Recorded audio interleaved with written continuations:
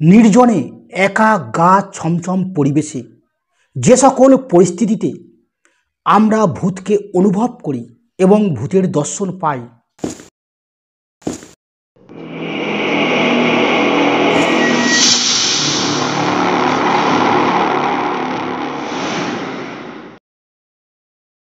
সেইগুলো কি সত্য, না আমাদের মনের অলীক কল্পনার ভ্রান্ত ধারণা? তবে প্রথমেই বলে নিই, শাস্ত্র অনুযায়ী মৃত ব্যক্তির 12 দিনের মধ্যে জন্ম হয়। তাই আমাদের পৃথিবীতে যে অশুভ বা শুভ আত্মা বিচরণ করেন এটা ঠিকই, কিন্তু একবার যুক্তি দিয়ে ভেবে দেখুন, শরীর ছাড়াই যদি আত্মার নিজের অস্তিত্ব প্রকাশের ক্ষমতা থাকতো বা নিজের কর্ম করার ক্ষমতা থাকতো, তাহলে কি তাদের জন্ম ধারণের জন্য শরীরের প্রয়োজন হতো? বিষয়টি ভেবে দেখবেন।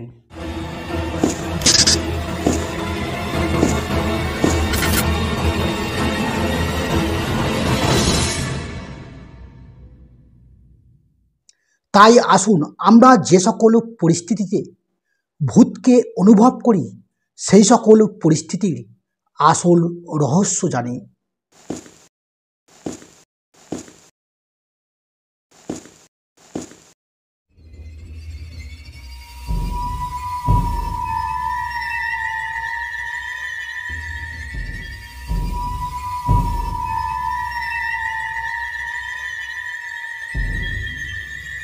এর ভিতরেও ঘর?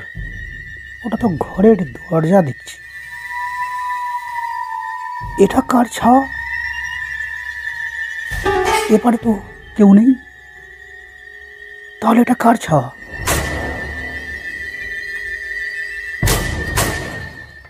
তুস, এটা আমার মনের ভুল ছিল, কি যে দেখছি না। অনেক সময় আমরা কিছু ছায়া দেখে ভয় পাই।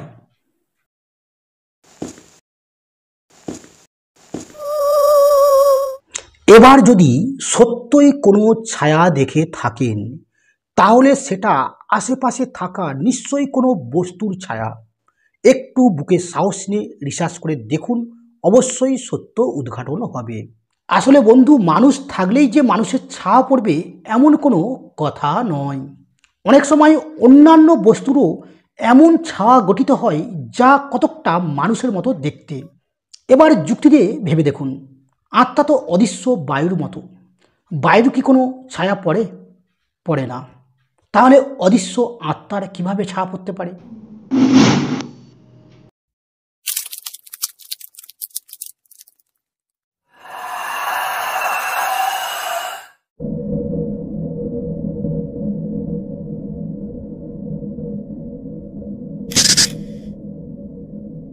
অনেক সময় আমরা ফাঁকা ঘর থেকে বিভিন্ন অদ্ভুত অদ্ভুত শব্দ পাই। মনে হয় যেন ওখানে কেউ আছে, অথচ আমরা জানি ওই ঘরে কেউ নেই। তখনই কিন্তু আমরা একটা ভৌতিক কল্পনায় আসক্ত হই। আসলে ওইগুলো কিছুই নয়, ওই ঘরে কোনো কোনো প্রাণী থাকতে পারে, বিড়াল, ইঁদুর বা অন্য ধরনের কিছু প্রাণী থাকতে পারে। সেই প্রাণীরা এমন এমন কর্ম করছে, সেই কর্মের ফলে উৎপন্ন শব্দই আমাদের ভীতস্তত করছে। এই চেয়ারটা নড়ছে কেন? যেন মনে হচ্ছে কেউ ওতে বসে দুলছে। অনেক সময় কিছু নড়ছে দেখলে আমাদের গাটা ছমছম করে এবং আমরা খুবই ভীতস্তত হয়ে যাই। এই চেয়ারটা নড়ছে কেন? যেন মনে হচ্ছে কেউ ওতে বসে দুলছে। না না না, ওটা মনে হচ্ছে ওই ফাঁকা গেটটা দিয়ে হাওয়া এসেছিল, হাওয়ায় নড়ছিল।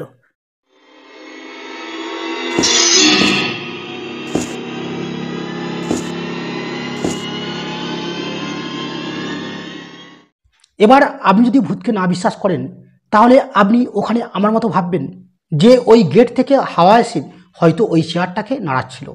কিন্তু যদি আপনি ভূতকে মনে প্রাণে বিশ্বাস করেন, তাহলে কিন্তু আপনি ভাববেন যে ওই চেয়ারে নিশ্চয়ই কেউ অদৃশ্য অবস্থায় বসেছিল এবং সে নাড়াচ্ছিল বা দোলাচ্ছিল। এবং যে আমি চলে যাওয়ার পর যে দৃশ্যটি দেখলেন, যদি অতিরিক্ত ভূতকে বিশ্বাস করেন, তাহলে এটা ভেবে থাকবেন হয়তো আপনি চলে যাওয়ার পরও ওই স্থানে কিন্তু সেই ব্যক্তি এখনো বিরাজ করছেন। এই চেয়ারটা নড়ছে কেন? এবার আমার নিজস্ব ব্যক্তিগত যুক্তিতে আত্মা যখন শরীর ছাড়া ভারহীন, তাই তার বসে কখনোই ওই চেয়ারটাকে দোলানো সম্ভব নয়, তাই ওটা হাওয়া থেকেই নড়া সম্ভব।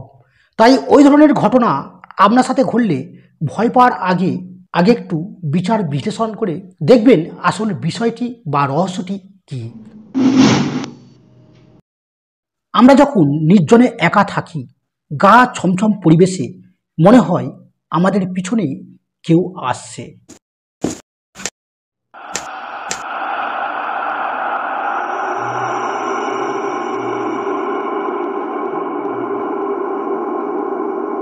মনে হচ্ছিল কেউ যেন আসছিল পেছনে। মনের ভ্রম ছিল।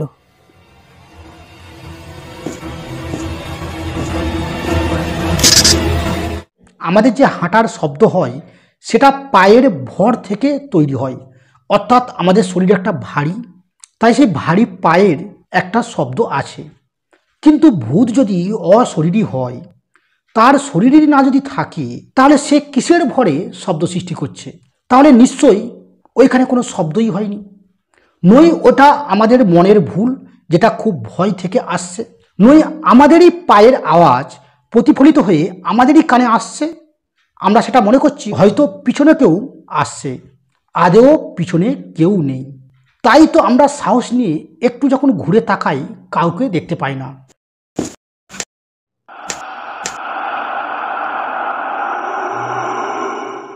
এবার আপনি ভাবছেন তাহলে আমরা কি দেখলাম আপনার পেছনে?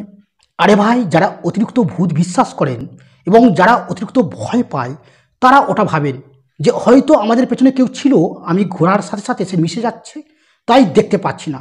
আদেও পিছনে কেউ নেই, কারণ অশরীরী আত্মারা কখনো হাঁটে না।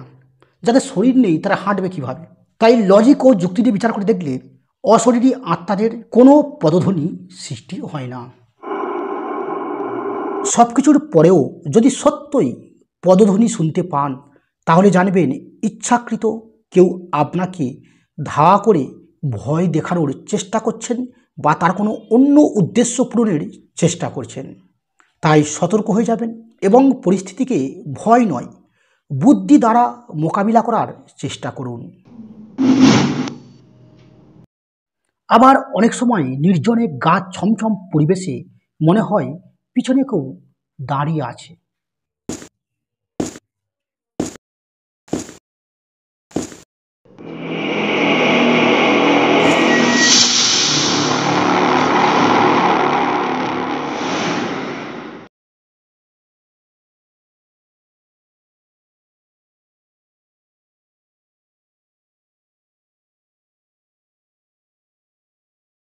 তো মনে হচ্ছে একটু বেশি ভয় পেয়ে গেছি।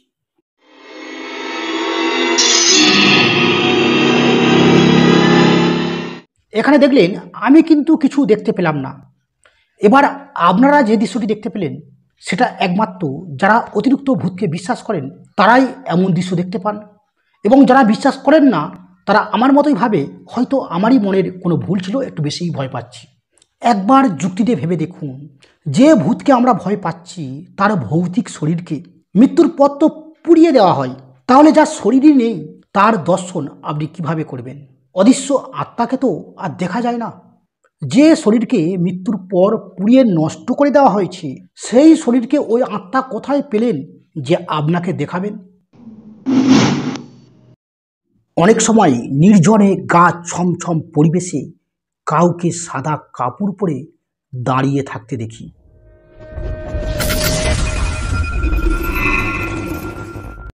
আমরা বেশিরভাগ ক্ষেত্রেই ভূতকে সাদা কাপড় পরা অবস্থায় দেখি কেন? আমাদের মস্তিষ্ক বেশিরভাগ মৃতদেহকে সাদা কাপড় পরা অবস্থায় দেখে থাকে, তাই সেই কল্পনাটাই কিন্তু করেন।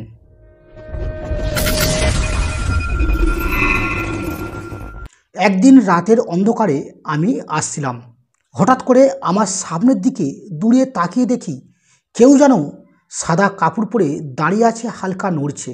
জ্যোৎস্না রাত, কিন্তু আমাকে যেতে গেলে তার পাশ দিয়েই যেতে হবে। যখন আমি গাড়ি নিয়ে তার দিকে এগোচ্ছি, যখন কাছে এলাম দেখতে পেলাম সেটা কিছুই নয়, একটা ছোট্ট কলা গাছ, তার পাতা নড়ছিল হাওয়ায়, আর সেটাই জ্যোৎস্না রাতে এমন দূর থেকে দেখাচ্ছে যেন মনে হচ্ছে কেউ সাদা কাপড় পরে ওখানে দাঁড়িয়ে আছে, হালকা নড়ছে। এই রকম ঘটনা আপনাদের ক্ষেত্রেও ঘটতে পারে। হয়তো কোনো ঝোপঝাড়, কোনো আপনার অজান্তে রাখা কোনো বস্তু, সেইগুলো জ্যোৎস্নার মৃদু আলোয় এমন দূর থেকে দেখায় যেন মনে হয় কেউ ওইখানে দাঁড়িয়ে আছে। তাই ওই সকল দৃশ্য দেখলে ভয় পাওয়ার কিছু নেই। কাছে টর্চ থাকলে টর্চ মেরে দেখবেন, সত্য জেনে যাবেন। যদি কাছে না টর্চ থাকে, ওই সকল দৃশ্যকে কোনো গুরুত্ব দেওয়ার প্রয়োজনই নেই। যেখানে যা আছে থাকতে দিন, আপনি আপনার কাজে যান। এছাড়াও অনেক সময় আপনাকে ইচ্ছাকৃত কেউ উদ্দেশ্য প্রণীতভাবে বা কেউ মজা করে ভয় দেখাতে পারেন।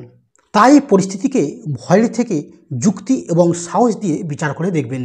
এবার আপনি বিরক্ত হয়ে বলতেই পারেন যে সব কিছু যেখানে ভুল, তাহলে এই ব্যক্তি কি নাটক করছেন?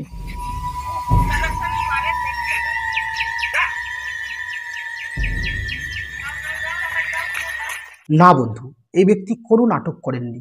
এই ব্যক্তি যা করছেন সত্যই করছেন। এতক্ষণ যে ভয়ের পরিবেশ, যে ভয়ের ভ্রান্ত ধারণা আমি বাইরে দেখালাম, সেটা এখন এনার মনের মধ্যে বাসা বেঁধেছে। তাই উনি আজ মানসিক রোগীতে পরিণত হয়েছে। আমার বরকে বিয়ে করেছে। আচ্ছা, তার বউকে ধরেছিলাম। খুব অত্যাচার করেছি। ভূত তাদেরই ধরে যারা ভূতকে ভয় পায়। যারা কখনো ভূতকে বিশ্বাস করেন না, ভূতকে ভয় পায় না, তাদের কখনোই ভূত ধরে না। তাই তো পুরুষদের থেকে মহিলাদেরই বেশি সংখ্যায় ভূত ধরার ঘটনা দেখা যায়। অথচ মহিলাদের থেকে পুরুষরাই কিন্তু বেশি বাইরে ঘাটে থাকে। অথচ পুরুষদের থেকে মহিলাদেরই বেশি ভূত ধরে। আসল কারণ হলো পুরুষদের থেকে সাধারণত মহিলারা বেশি ভীতু হয়, আর এই ভীতু হওয়ার কারণেই মহিলাদের বেশি ভূত ধরেন। তাই নিজের পরিবারকে এই ভিডিও দেখিয়ে সাহসী করুন। তাতে আপনার পরিবারকে ভূত থেকে আপনি রক্ষা করতে পারবেন। কখনো সেই পরিবারকে সুরক্ষার জন্য রোজাগুনিনের প্রয়োজন হবে না। যেখানে গেছিল ওখানে ওদের কিরাম কষ্ট দিতিস, ও বউকে খুব অত্যাচার করতো। কিরাম অত্যাচার করতিস সেগুলো বল, আমি শুনি। ও বউকে সবাইকে মারতাম ধরে। এর পরবর্তী ভিডিওতে আমি বোঝাবো কেন ইনি এইরকম মানসিক রোগীতে পরিণত হলেন এবং ওঝা গুণিনরা যে পদ্ধতিতে এই মানসিক রোগীদের সুস্থ করেন তার বৈজ্ঞানিক ব্যাখ্যা কী। তাই চ্যানেলে নতুন হলে অবশ্যই চ্যানেলটিতে সাবস্ক্রাইব করে রাখুন পরবর্তী ভিডিওটি দেখার জন্য।